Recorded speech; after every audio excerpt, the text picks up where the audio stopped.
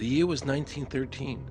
Woodrow Wilson was president, and powerful banking interests, who had been trying for years, finally achieved their long-term goal of a silent coup d'etat by taking control of the American government. The first thing they did to accomplish their takeover was convince Secretary of State Philander Knox to lie to the American people and tell them that the 16th Amendment, the Income Tax Amendment, had been legally ratified by the states when it was not. The bankers knew that this tax would ultimately end up in their pockets. Because of this fraud, the American people were led to believe there was now a tax on their labor. Congress and the President are completely aware of this fraud, and it was even cited in a recent court case.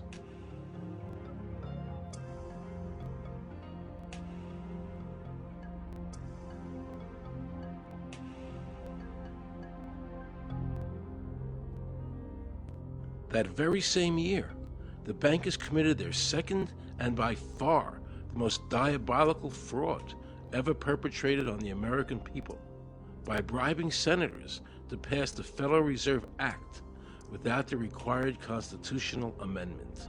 All in favor, say aye.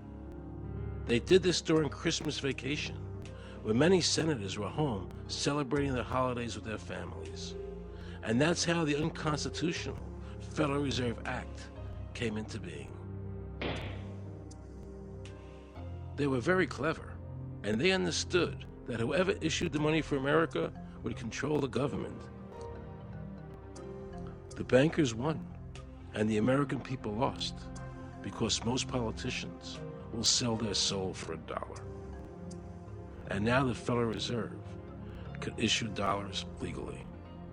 As Mayor Rothschild said, "Give me control of a nation's money supply, and I care not who makes its laws."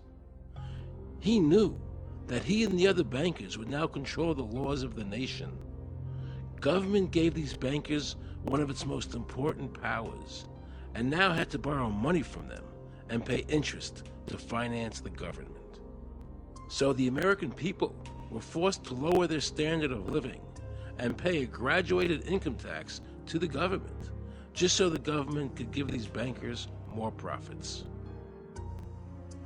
President Woodrow Wilson, who signed the Federal Reserve Act into law, later said, in regret, "I am a most unhappy man. I have unwittingly ruined my country.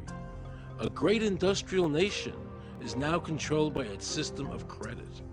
We are no longer a government by free opinion, no longer a government by conviction and the vote of the majority, but a government by the opinion and duress of a small group of dominant men." The Federal Reserve was created by Congress in 1913, and it was entrusted with the power granted originally to the Congress by the U.S. Constitution to coin money and regulate the value thereof.